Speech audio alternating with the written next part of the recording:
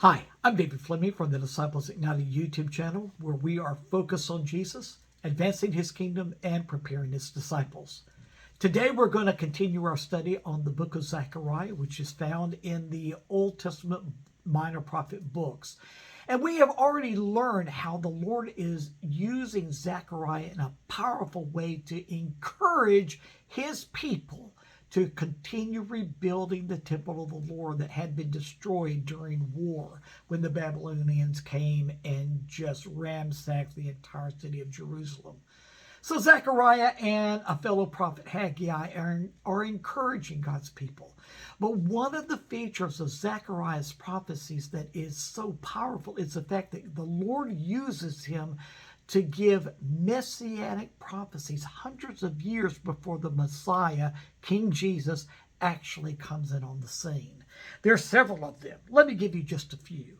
There in Zechariah chapter 3, verse 8, the Messiah is referred to as my servant, the branch. Now, Zechariah is by no means the only prophet that refers to the Messiah as the branch, but he is one among many.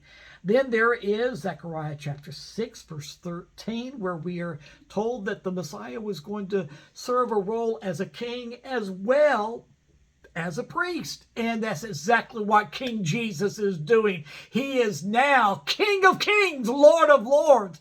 But he is also standing at the right hand of the Father, making intercession for us at this very moment. Thank God. Then we find that Zechariah also prophesied of the Messiah being a cornerstone. We find that in Zechariah 10, verse 4.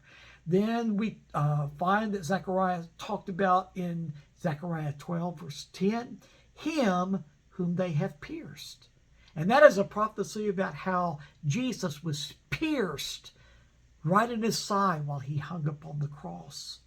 Zechariah 13, verse 1, this is so beautiful. He is spoken of as a fountain to cleanse them from sin and uncleanness. Then in Zechariah 14, we are told that the coming judge and righteous king is going to be revealed on the day of the Lord. Oh, all these prophecies pointing to Jesus, fulfilling all these messianic prophecies. But there is one that to me just tops the list, and that is found in Zechariah chapter 9, verse 9. Listen to this. I know you've heard it.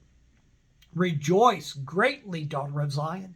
Shout, daughter Jerusalem. See, your king comes to you, righteous and victorious, lowly, and riding on a donkey, on a colt, the foal of a donkey.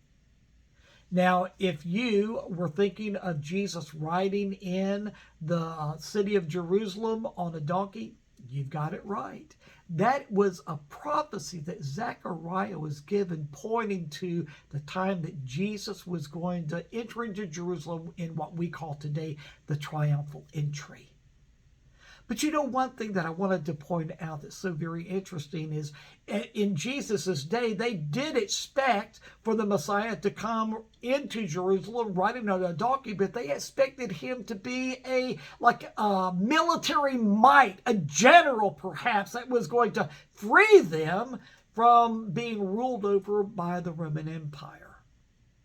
But what they didn't do is they didn't really look at the end part of that prophecy where it's talking about where he was going to be lowly and riding on a donkey, on a colt, the foal of a donkey. You see, oftentimes when prophecies are given, we take that which we like and discard that which we don't understand or that which we just don't like. When prophecies are given, we need to take them as a package. Yes, Jesus did ride into Jerusalem triumphant. He knew what he was going to accomplish on the cross.